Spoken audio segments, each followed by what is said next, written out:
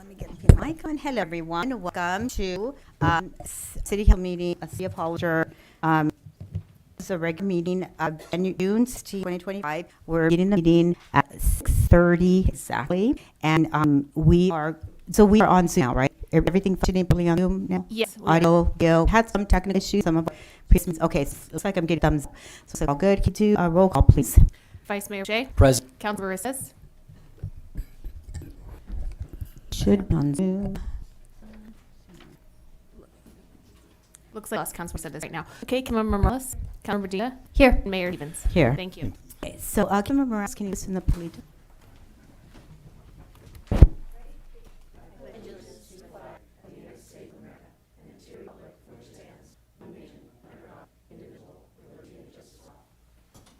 Okay, thank you for that. Support from those close in. Okay, thank you. So we're going to move on to public input. Now, this is time people come to the podium and speak on AI, any agenda, any item not on the agenda that is relevant to the jurisdiction of this council. So make sure you fill out your speaker cards. They're available in the lobby and bring them to our city clerk. Write your name, and then when you come to state your name and your city just for our records. If on Zoom, then if you're on your cell phone, press R9. Each speaker will be limited to 3 minutes, and then we'll maximum of 30 minutes per subject matter. Do we have any speaker cards? Yes, we're receiving currently 5. The first speaker is Francesca Denny. Everyone, my name is Francesca Donati. I'm from Hollister. I'm excited and honored to be Miss San Benito 2025. I'm here tonight to invite you all to see the Saddle Show's coming events. We are going to start off strong with our Saddle Horse Show Downtown Parade this Saturday, 21st at 11 a.m. June 22nd is a busy but fun day, starting with our figure eliminations, an event you will only find in San Benito County at 8 a.m. and jackpot being 11 a.m., followed by membership barbecue lunch at 1:30 p.m. You can purchase tickets for the barbecue at Horse Show office at Lotto Park at the barbecue. All nights of our show, you can purchase tickets online on our website. The Saddle Horse Museum indicates a rich history and display of our horse show traditions, and I really encourage you to come out and check it for free throughout the weekend while you're at the show. The Western Art Equipment Show features booths where you're able to purchase art, jewelry, back, other unique items, and we open Friday at 11 a.m. Friday at 4 p.m. and Saturday and Sunday at 11 a.m. The horse show today will be held June 27th through 29th. On Friday, June 27th, there will be wine and tasting at 4:30, followed by the rodeo at 6:30 a.m. Theme for the night, Public Safety Night, to honor all of our local heroes. Saturday, our theme is Patriot Day, to honor flag, our active service members, and our veterans. The Hollister horse classes start at U-Barn at 9:30, followed by Saddle Horse Show Special Rodeo at 10 a.m. The show starts at 1:30 a.m. That night, the doors will open for our annual Cowboy Barbecue Dinner Dance and Auction at 5 p.m. You can purchase tickets at the Saddle office from a director. June 28th, the show will start at 30 p.m. Our theme for the day is Heritage Day, to celebrate all the different cultures at the rail. For more information or if you have any questions, visit our website or stop by the Saddle Horse office at Below Park. Thanks so much for having me. Thank you. And can I say that I saw this lady and her predecessor their speeches at flag ceremony. I just am so impressed. Congratulations. I think you're doing a great job. And it's one of the ends, and I'm looking forward to congratulate you in person, but congratulations. Thank you for representing this region so nicely. Thank you. Thank you. Next speaker. Yes, just wanted to the record Councilmember Sendez joined the meeting a couple minutes ago. Okay. Our next speaker is James Morton, to be followed by Tammy Vez, I believe it. City Council Mayor James Morgan is opening up a motorcycle rally on July, and I have a few things I want to mention about that. Been around many times through years, and we don't seem to have many problems or anything like that at the rally. We're hoping that everybody's behavior is good year as well. Now, most of the people who do show up here are family-oriented people, bring their children, their wives, everybody show up to these events.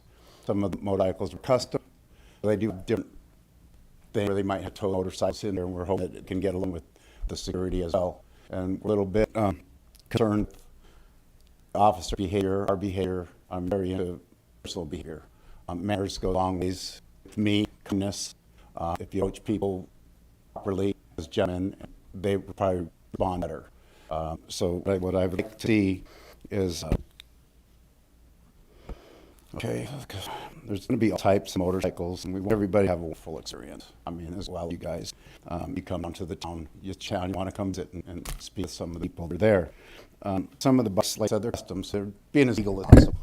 They might not ride in all over town. I tow in and get there on the street and like to happen. Members go long days. I mean, it's just obvious. And there's everyone show up to this. All races, types of people, different ages, all different makes, just all kinds of people show up. And we all seem to get along. We all do the best we can to along each other as show up. So what I'd appreciate all the officers on duty show complete respect. and honorable behavior, as well as should. Please, thank you. Excuse me. We'll show respect, and we appreciate. When you show up, you can talk to a person. Bark them and yell them, things like that. A lot of car shows, 1,000 cars. Gets in trouble, parking sweating sometimes, a little bit, oh, hey, you down, can we help move it, things like that. That's what I apply for. Thank you for discussing it again. Great. Appreciate it. Thank you, Mr. Morgan. Appreciate the words. Next speaker. The speaker is Tammy Atlas, to be followed by Sue Hogue. Good evening, Mayor, Council members. My name is Tammy Atlas, and I am with Friends of San Benito County Library. And I just want to say hi. I haven't been here in a while. Get back in the habit. We wanted to thank you for your continuing support and annual application fund for the county library. It serves a lot of residents of Hollister, and it's library. It includes books, includes resources, services, free Wi-Fi. It also includes snacks for kids. I've gone in and I've seen the kids come in after school and pick a snack and hang out in the library a little bit. So the Friends are working with the county on the library renovation and expansion project, and that is a $10 million grant with a match from the county.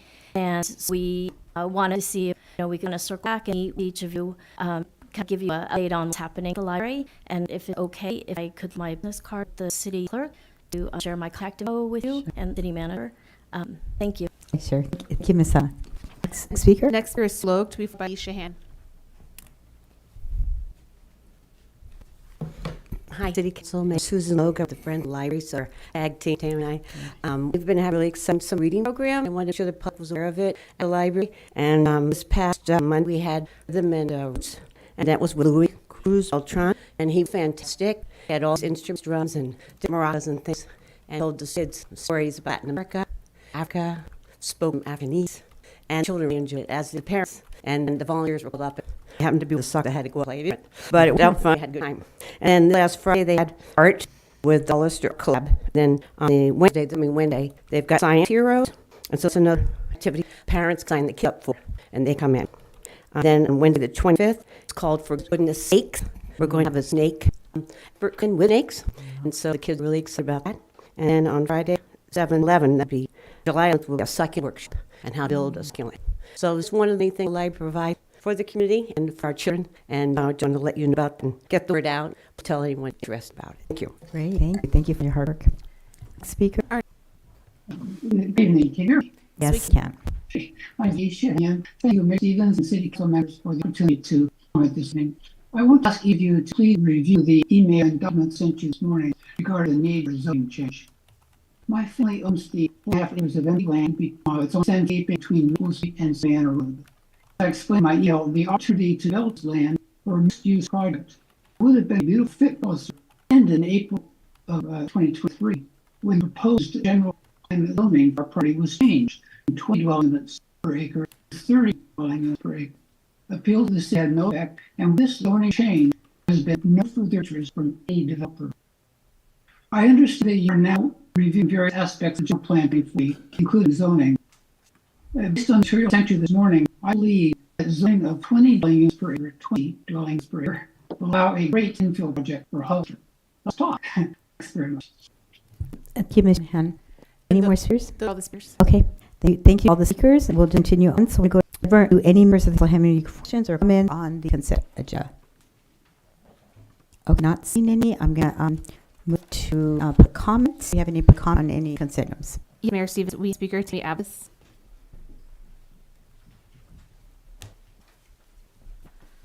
Good evening. This is my other hat. I am Tammy Abbas, and I'm a member of the Seniors Council of Santa Cruz and San Benito counties, and I here speak on 6.7, 6.11, 6.12, 6.13, all related to the Senior Center West Street and support of the Seniors Council in administration of the federal state funds to help our seniors locally. And change coming effective July 1st, but the Seniors Council and these vendors are all committed to continuing, streamlining the service to our seniors with the meal, with transportation, and with caregiver support. So just want you to know that we are making goals, San Benito senior priority, and we appreciate your support. Thank you.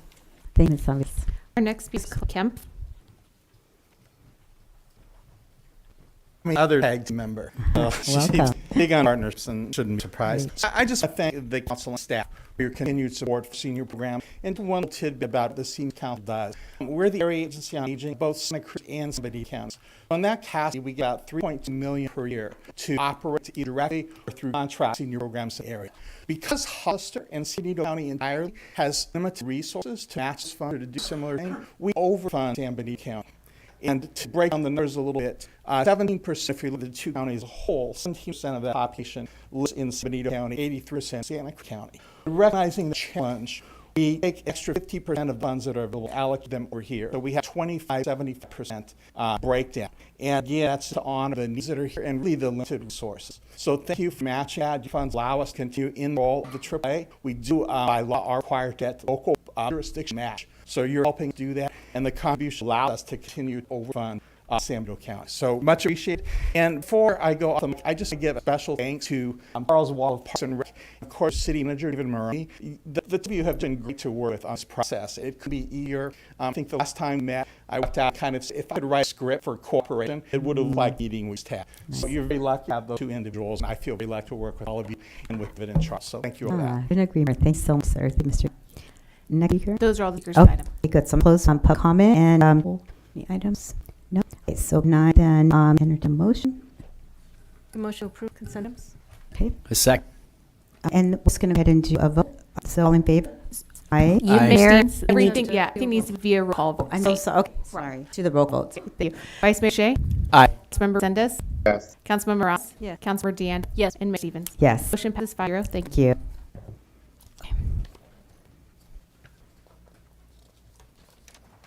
So we're going to continue on with public hearing, with our public hearing, 6.1 presentation and approval of the school year 2025-26 recommended budget fiscal year 25-26 appropriations limit, establishment of fund 172, parentheses, position 162, and fiscal year 2026 authorized mission summary. Can we have a staffer, please?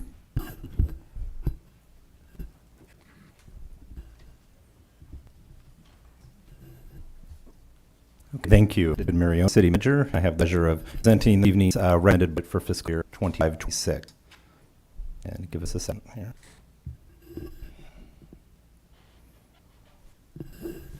If you could drink all those Zoom guys, there we go.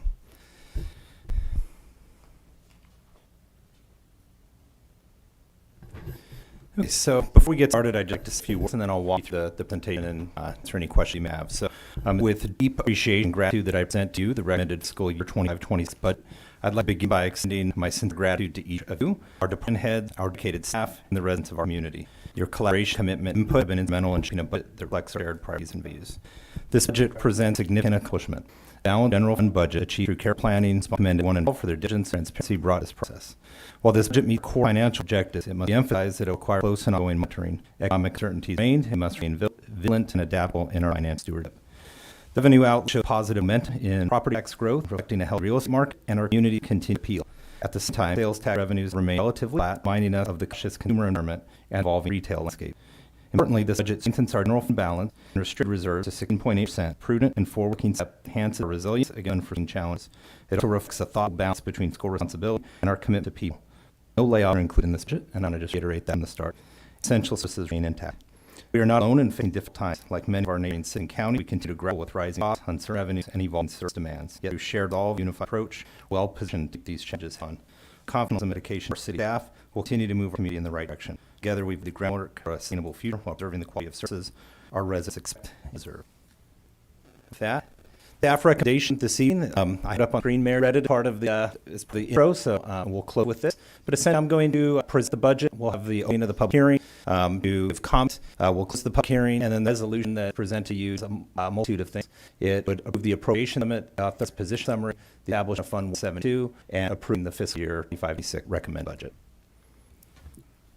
The goals and priorities, we've done multiple budget meetings with you throughout the year. So goals, priorities, to strengthen the fund balance, maintain restricted reserves, continue to increase revenues, align expenditures with revenue predictions, continue to increase transparency, the creation of 172, the provision of staff layoffs, ensure provision of essential services, developing a plan to provide general transfers to funds with outstanding balance. So just for the sake of the general public, we do this typically at every budget hearing. The principles overall, we have a school budget policy was adopted by council in 2016 that serves as the guideline. We also are building it in general accepted accounting principles, so GAP and the Government Accounting Standards Board, GASB, so some of the items that we forward on the finance side, we have along with these, and then other practices and ongoing guidance from the city external auditor. So the budget, it's an annual plan. It's your policy document. It's a summary of projected revenues and expenditures and a staffing plan to implement operational goals. Strategic discipline investment long funds for short-term long-term obligations. It's meant to be monitored and amended as needed. It's not evolving needs, new laws, or changes in projected revenue and expenditure. We need to keep our eye on it. Budget is that it's projected. So as time passes through the year, that's why we do quarterly dates to check it. As far as the process, staff has reviewed and influenced the policies. The Administrative Services Department coordinated with departments to understand needs, changes in revenues, expenditure, et cetera. Gets paired, and that comes to my office where I oversee and review and work with the department head going forward to have better understanding and bring you ultimately for your consideration. So as the monitoring process, this budget is effective as July 1, 2025. And it creates spending authority. So it's staff spending authority to expend public funds. The departments conduct ongoing reviews, and then staff present quarterly budget monitoring reports to the city council. So your council has already had a few of those this calendar year. And then we do a budget presentation in February of 2026 to take a deep dive evaluating the need of budget amendments, considering additional projects and activities, things are a little better, or sometimes you look at you want to pause activities and projects because the tide turns some. So. Overall, our organizational part, so you have elected, which is community, and they have this council, city treasurer. City council has 2 employees, the city attorney and city manager, and then through city manager we have our departments, which are administrative services, that's your HR, your finance, risk, the airport, the city clerk office, community development, which are planning, your cannabis, housing, your building. You have the fire department, the IT department, works and rec, police, which also includes animal control and code enforcement, and public works, which has a series of divisions in it. So for revenue forecast, we have a sales tax consultant by name of HDL that the staff work with, pretty much the go-to in the state. The county works with them as well, many municipalities with that. So looking like general sales tax revenues, that's the ones that measure W with your X%. Sales tax it will trend the same way. So and that's pretty much a trend you're seeing across the state. And a lot of bigger communities actually see that sales tax and come down. So flat is actually a lot of cities that are wishing it would have tax projection right now on the sales tax side. We do have new 12% TOT rates. TOT that passed on ballot in November. This is your hotel tax. It was 8%. That does go up to 12%. As a reminder, we have a hotel incentive program for the 2 larger hotels over in the Gateway area. And so they do get reimbursement, 7% of the tax they generate until they reach $2 million or the 10 mark, kind of a vehicle warranty, everyone they first. So as those revenues grow, and their payment could go as well. Hotels do adjust their rates based on the tax rates. We'll keep a side see how that plays out because it's a significant change from 8 to 12%. And 12% is pretty much the normal. 8% was very low. We work with the assessor's office prepares a roll every year, and that a report they put out that projects property tax and what that's looking like. So we have a projected growth, as I mentioned in my opening statement. And then the revenue sources that we talked about last budget hearing, the one-time revenue sources have been moved from the budget. So as they're called, one-time revenue sources, you can only spend them one. So the revenue policy. So just wanted to add the 5 contract amendments have been executed since we last met. So the budget does take into consideration the new contract as well as the fact that those amendments had provision for basically this year. So that is additional revenue that we get to bill in our quarter bill, which essentially creates a stronger fund balance to carry forward the next year. As a reminder, this last year's presentation, it's a good reminder. There is no measure defunded budgeted revenue starting in this fiscal year that we're now. The funds no longer coming to the city or the county, and so those are going into COG retaining those for Highway 25 project. That does mean that in the year that we receive those revenues, you would bill our fund balance and then use those in budget. So some projects that you approve in the capital improvement plan back in March do include Measure G funding. So just because you don't have revenue there doesn't mean you can't spend dollars that you saved over the last few years. And then just a reminder, cost recovery goals, this right from our policy should be based on the total cost of the cost. An organization wants the cost is the accounting, personnel, IT, legal services, fleet maintenance, insurance. So you should always recover costs that it takes to provide the service. We did complete our comprehensive user fee study this fiscal year. This moment ago in the consent calendar, you did approve the annual inflationary adjustment that's built into that. Each year, that will be part of the budget process. That's very normal. And so until there's a new fee study done, you usually do the study every 4 to 5 years. We do have the ability to do individuals. So those items in the policy are what we've accomplished this year, as written as the name. The enterprise fund revenues and rates being finalized. We will be bringing forward to you shortly after the break. With the changes in the UL and the postings that I had discussed last meeting, Department Head Mr. Wilaya and I are working with consult to adjust projections, and we'll bring it forward to you for your consideration. So the general fund revenues by type. So we have a chart that runs through this, so you see how our funding come in. Your taxes about 35%. Your franchise fees are 3%. Your licensing and permits 11%. Intergovernmental, so things like the contract being governmental, from grant from state agency, federal agency, that's its 10%. Your charges of service, we just talked about that. Across the general fund, that's 10%. Use of assets, and not only 0% of that, your interest and fines and forfeitures, and they're at 11.7 million. I'd like to point out that's transfers in as well, and so a measure to you have about $1.1 million come in, and so any transfers in other funds, typically the majority of the costs or of revenue.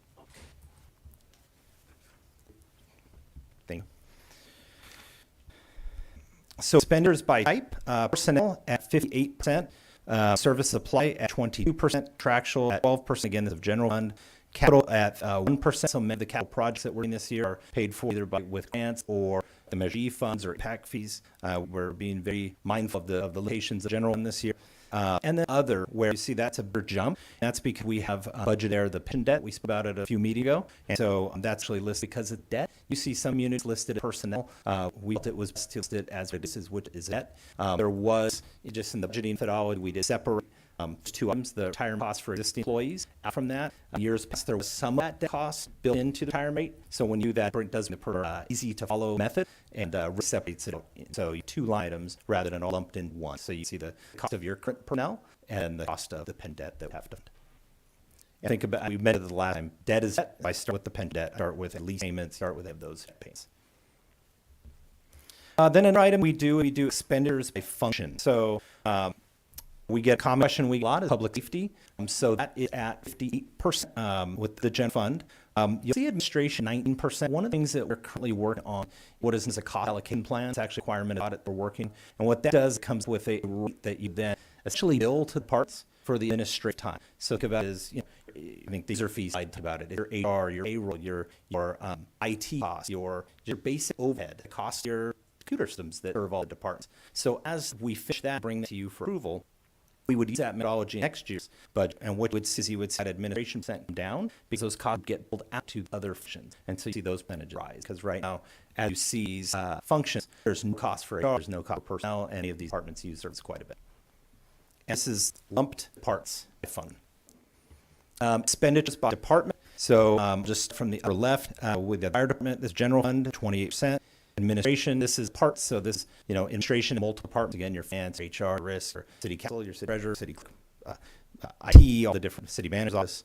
11%, parks and rec with general fund, 4%, development services at 10%, public works at 4%. Again, a lot of work costs picked up by their enterprise rates, water, sewer, different grants, those types of things, tax. So you see a variance from general fund, all funds. Animal control, 3%, your departmental at 8%. Engineering at 5%, capital at 0%, and the police at the department at 27%, include code enforcement as well. So expenditures by function, all funds, and how they're lumped is we have quality of life, so that's at 49%, public safety at 23%. Again, these are all funds, so there's impact fees being spent, this is grants, this is rates, this is CFD funding come in. So that's why typically see that separation there from department. You see grow quality upside. That's going to be your roads, that's going to be road projects, going to be your roundabout 150 at the old 156 or like fourth and half. All the projects go in to see that shift.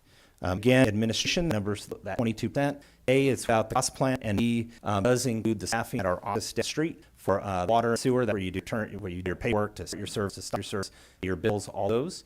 That included here. And as we do the cost allocation plan, you'll see that it's about. So that'll probably shift a little bit next year. There's Department of all funds. Again, capital is across all funds. You have $35.7 million budgeted for capital projects. Police Department across all funds at 14.2, which is 11%. Fire Department 15.5 million at 12%. Administration at 6%. Parks and Rec at 2%. Development Services 4%. Public Works that's outside capital project 17%. And Animal Control at 1%. Non-departmental at 16%. Engineering at 2%. And the airport at 2%. I'd like to take a second, a lot of words on this screen, but it's a very powerful slide. So we start at 21, 22. This is a recap of some conversations we've had where your revenue, that's dark blue, was coming in on the gen fund side at 3.4 million. We had expense of 39, and we talked about, going from, 30 to 40 to 50. So when you start 21, 22, at the 39 mark. At 22, 23, the rescue plan, you're basically almost even 50 million. If you take the rescue plan, that's where we show difference of, we were at 4.8 million versus 3.1 of expenditures for 23-24 actual. Our revenue was at 4 million with actuals 14.7. This year projection coming in at 50 million on revenue. That's with the one-time funding, and then with projection 14.5 for expenses. This year's budget brings both of those items down to 40.4, 46.5 million. And then as we continue for the next 4 years, you see very close revenue expense as they grow together. I'll talk about what goes to that well in a slide. But that's where we're going to continue working hard to start growing some base on revenue versus expenses. As they're tight there, you do some growth, but we'll see more. So we talked about at the last meeting vacant positions. So there is a request in your budget. There's a summary pack. Request to eliminate the one-time vacant positions. Again, are vacant. This is a key element of any layoffs. I want to point out again, this does not include any staff layoffs or compensation reductions. A few presentations ago, we showed you a slide of positions. So this is the slide I showed you, just the recommended year on there of 191. So it is a significant drop. If you go back and look at the revenues versus expenses, line the back up because that was a significant piece of why the expenses were so far above the revenues coming. We do have some one-time expenses in budget. It's all funds. We have our airport perimeter slow relocation. We have our general plan housing element update. A few repair at Fire Station 2. In current year's budget, we have the payment for the chassis for the aerial ladder truck. Just due to timing, that's going to carry over to next year. So, we'll have in this budget, and it'll be 0 for actuals, and we just budget for next year. So I wanted to be sure to make that. We have the public safety and point payment that we mentioned before. We had there'll be a continuation of the Valley Park water feature repairs. Police department has a handful of items, license plate reader, body and dash cam replacements, and HVAC repairs. We're using a multitude of funds and just for the jet fund for all of those. And then on public works, we talked the 10 per renewal at landfill, the community center bathrooms and sewer lateral placement, $325,000. You did approve that contract as part of consent this evening, so we'll work there. There'll probably be a little bit of cost this year because we had budget this year, and then just rebudget for next year because by the time it gets started and it gets done across 2 years. As part of your consent item, you did approve the utilization of the $250,000 donation from Ammon to go towards that project, which does free up dollars and are included in all of that as part of further on presenting. And then we have your council approved upgrades to the Briggs Building elevators, and so work will take place as well. So I wanted to talk about Fund 172. So we're requesting to establish a new fund this year's budget. It's briefly Prop 172 passed voters in 1993 and was permanent cent sales tax to support public safety service across the state in response to it was called RAP back in the early 90s, which moved a lot of property tax from city and county directly to education and had a really honest crip effect in cities and counties. This was a way to help restore some of that fund.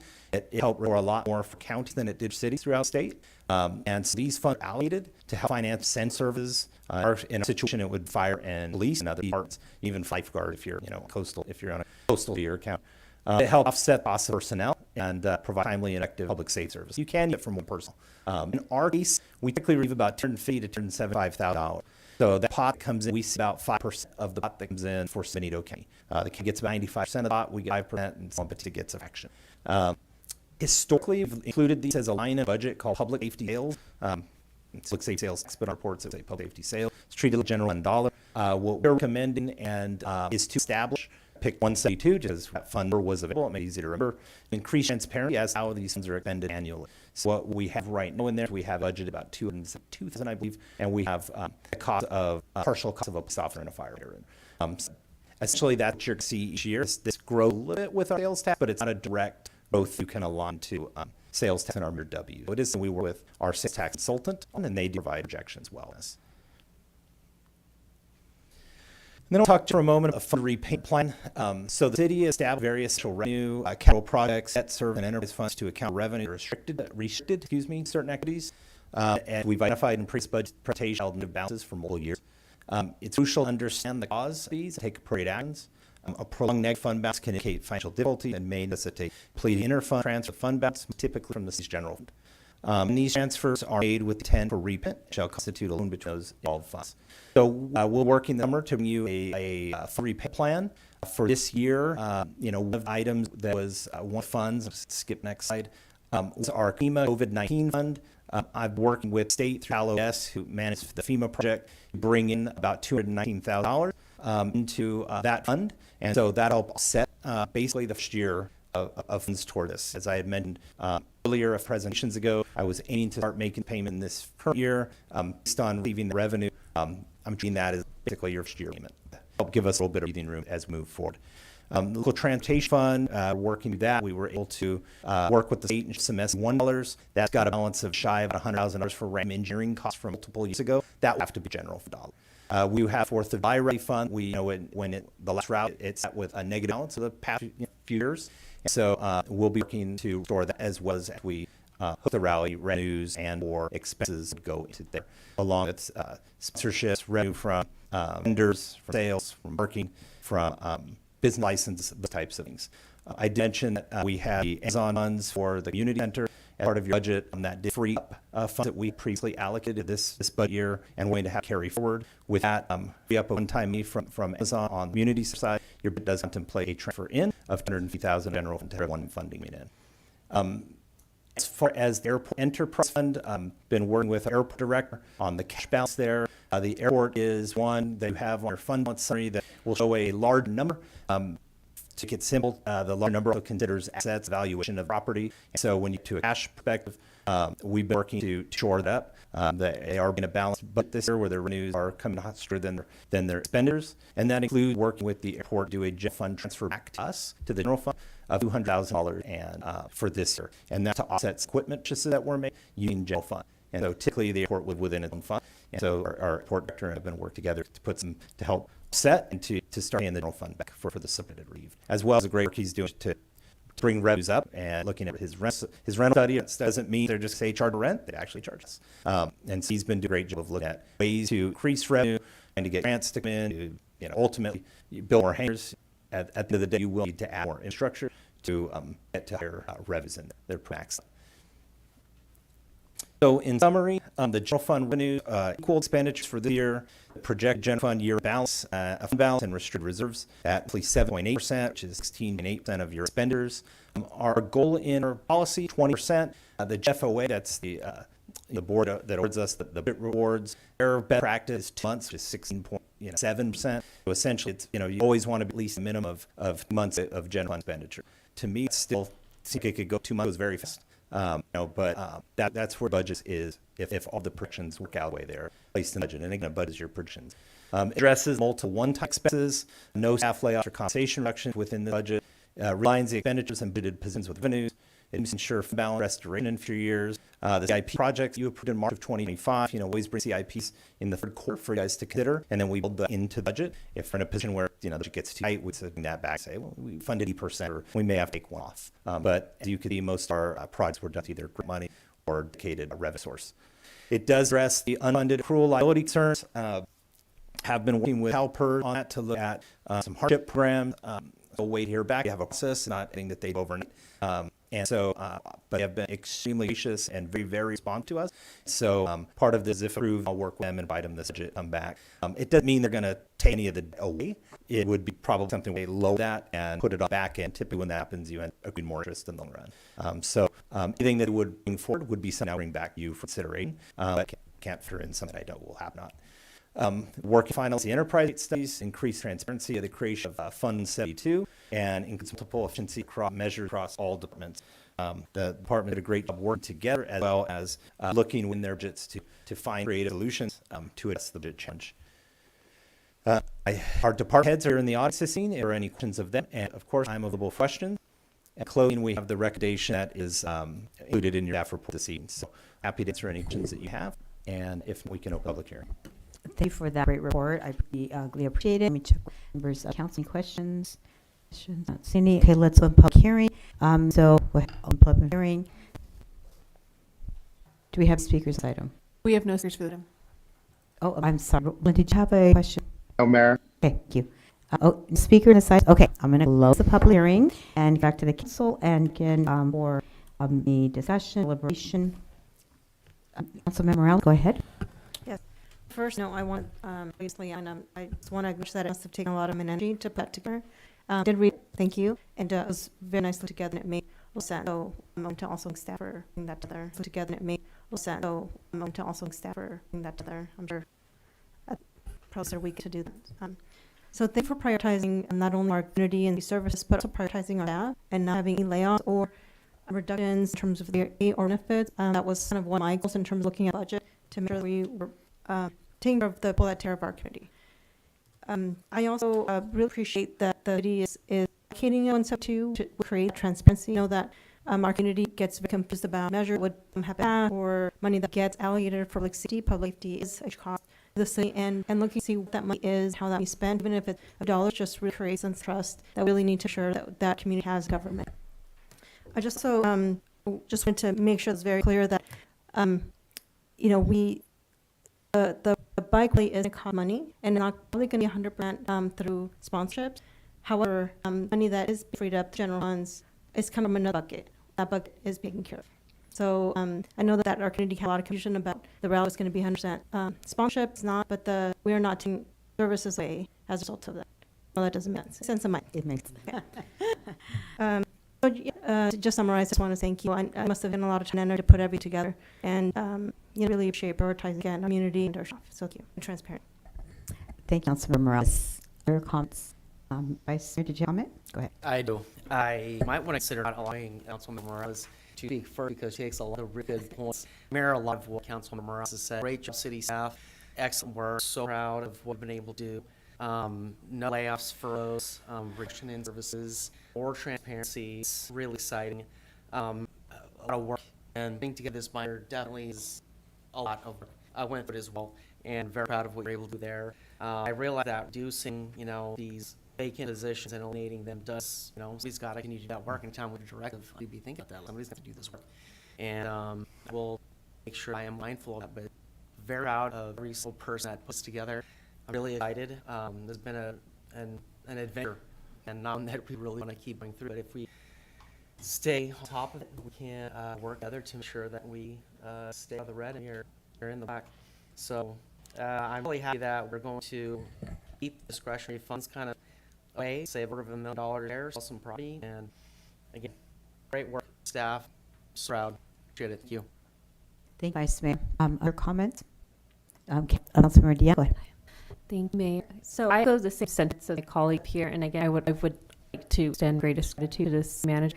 I know that actually told me imagine how difficult it was to be able to balance the budget better. A lot of bumps in the road and things that set you through. And I think it shows how the more we collaborate and achieve these difficult things and make difficult decisions, really ultimately it's best interest of the community as a whole.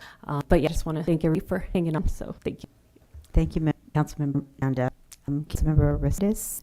That's time, Stephen. Thank you. Okay, and I will just finish up with all many thanks to our city managers, our city leadership, and all staff, including our labor unions and our community. What we had asked when we started the budget process here, as we head into very difficult budget season, having to very dictate some of the things that our city manager Jerome just said.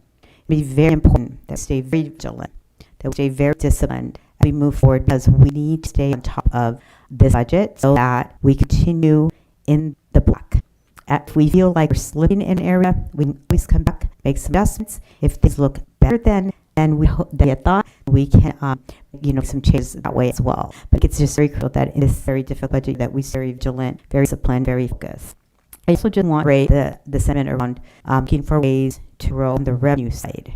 There's always be needs and wants in expenditures. We know that, and we need to lower opportunities to increase revenue. So I think that will be the theme of our next fiscal year, looking for opportunities to grow our revenue. So having said that, final thanks to City Manager for leadership in this hard work, this budget, and all of our other administrative staff and staff with the city. With that, I'm going to entertain a motion.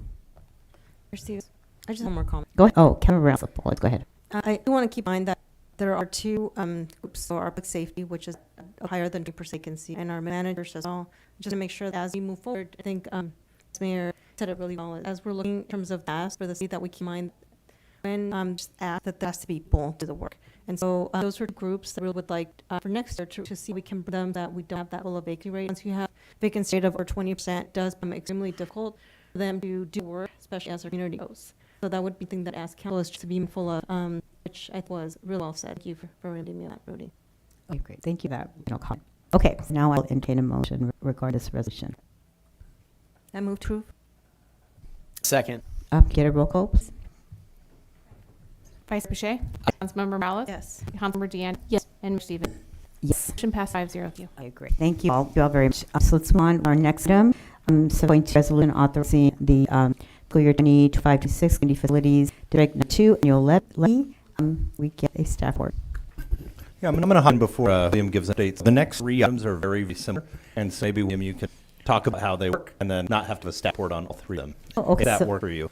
Yeah, so if It's a very similar process. You repeat it each week. So if you are looking on the agendas for public, then just look at 7.2, 7.3, 7.4. Okay. I was going to make that request.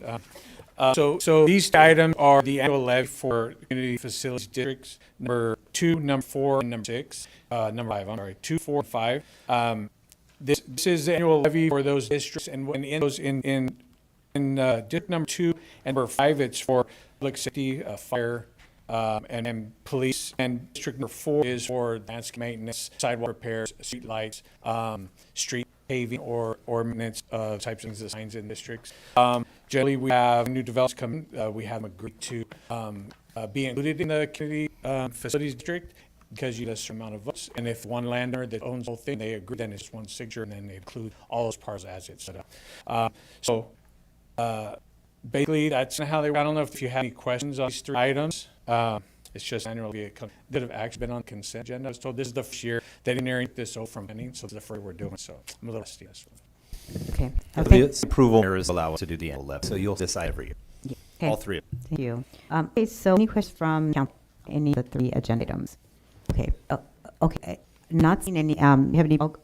Did we comment in this? Okay. Good. Councilmember Morales. I mean, I'm not concerned about this process, but the people that are the organizations that are acted, we notified. I can do that. So how this works is when you buy your home, it'll be part of your title report. It'll be entitled that this is with property.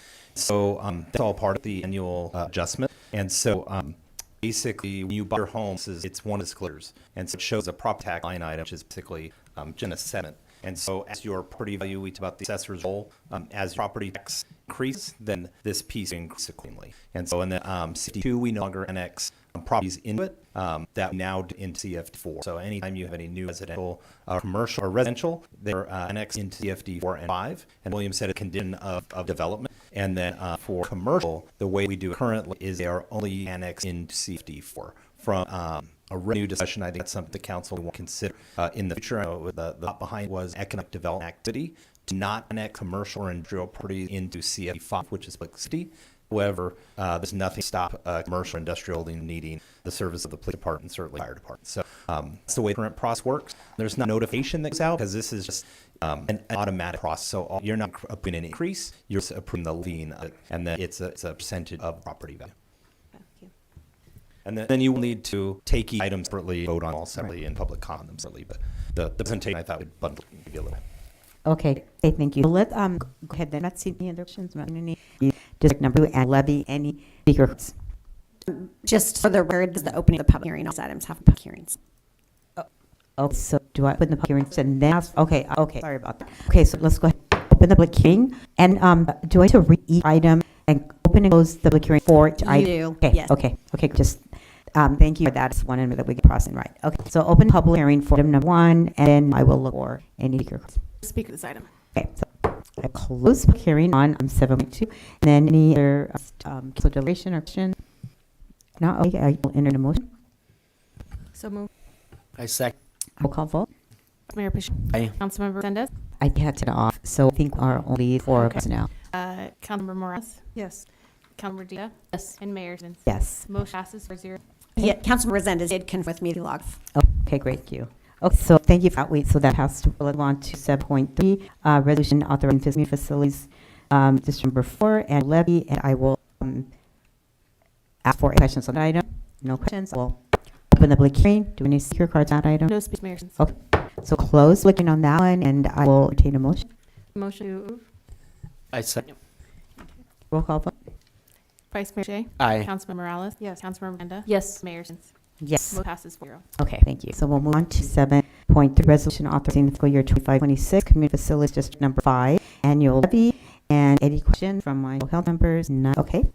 Your card on that item. Speakers item. Okay. So we're closing, and then I will check for a motion. Motion to approve. Okay. I'll second. Roll vote. Vice Mayor Pushy. Aye. Councilmember Morales. Yes. Councilmember Deanne. Yes. And Mayor. Yes. Motion passes 0. Okay.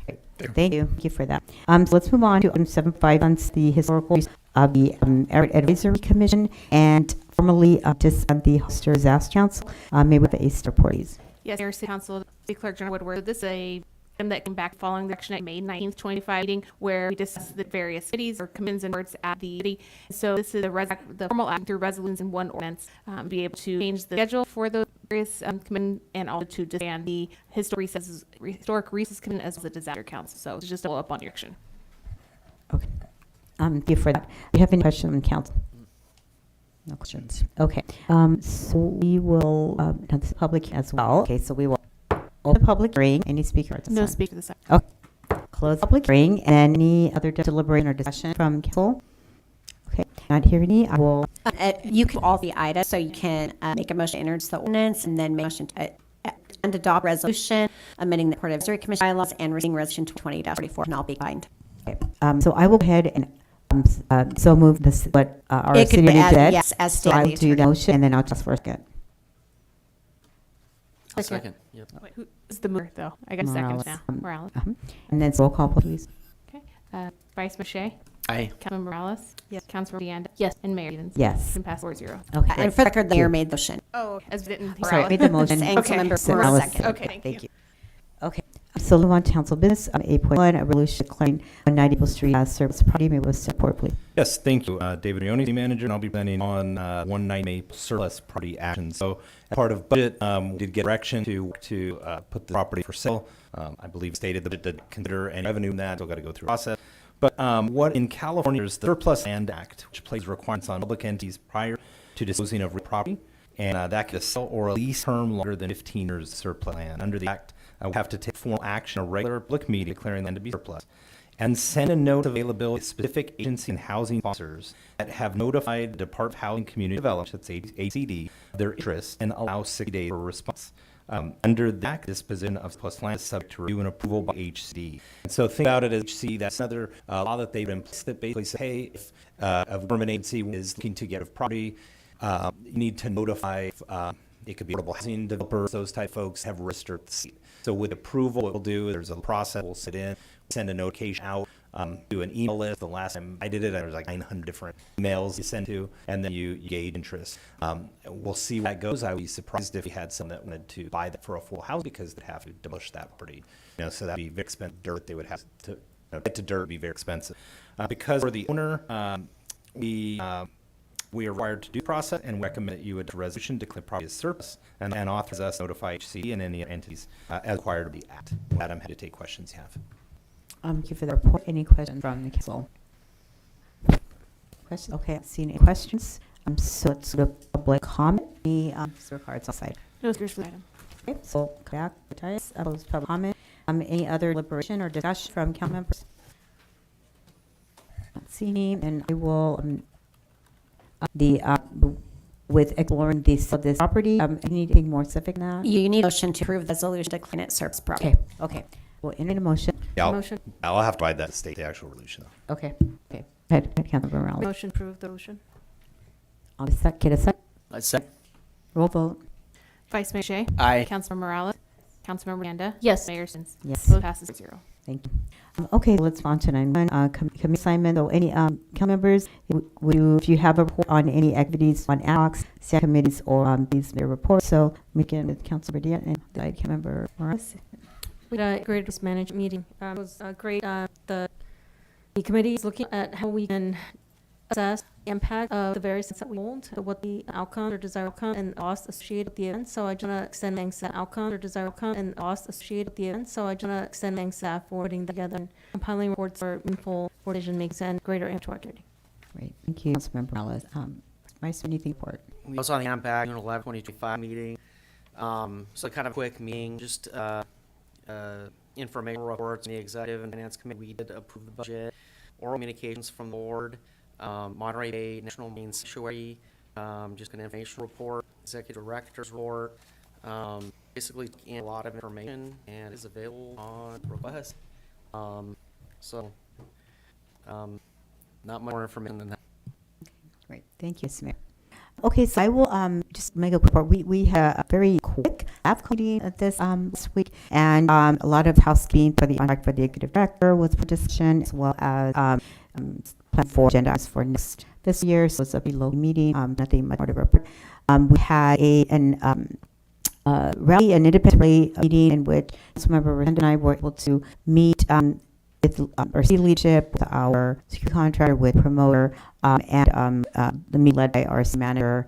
So that was a very good meeting. It was extended meeting. We had a meeting here about what the details of the security look like, as well as some of the layout plans for our park, our community, etc. And we actually did a walkthrough of the layout for the rally, and this was actually really exciting. Had a lot of great discussion among all parties. Just want to say incredible thanks to everybody who participated, especially our two chiefs, our Bio Golden and our police chief, and also as they are vitalizing all the details, partnering really see with our security contractor on all safety related planning. So that's really exciting to see that, and really great to meet with promoter, talk about final details for marketing and other things that are happening related to the events planned for that day. For those 2 days. So we'll be meeting again this week. So I'm looking forward to that meeting, and continually may not come to report. We will be reporting after the rally has been complete. But final details coming on very nicely. And I appreciate the comments earlier from Mr. Morgan about the theme of cooperation and being respectful and to each other came up over and over in our discussion. There was complete commitment by all parties to approach our public with each other in that way. So I'm looking forward to a really successful rally. So I just, again, many thanks to everybody who was involved in that meeting and in the walkthrough. It was very informative, and I appreciate all the collaboration. Thanks for that. And that's all I will report now. So let's move on to Council, City and Councilmember Morales. Everybody okay with that one? Any questions? Good with that? Okay, some thumbs up. Looks like thumbs up. So that's good. Good go with that one. Thank you for that item, Councilmember Morales, and then City Manager report. Yeah, if you touched on it, I just wanted to remind everybody that with the conclusion of this evening's meeting, our next regularly scheduled meeting is August 4th. We go dark in July. So just want to say, just remind the public that, though. With that, nothing else to worry. Okay, thank you for that. Okay, so we're going to go to closed session. I'm going to turn it over to the attorney to read. Thank you, Mayor. The first item is conference with negotiators, payment tonight, 5 7 points.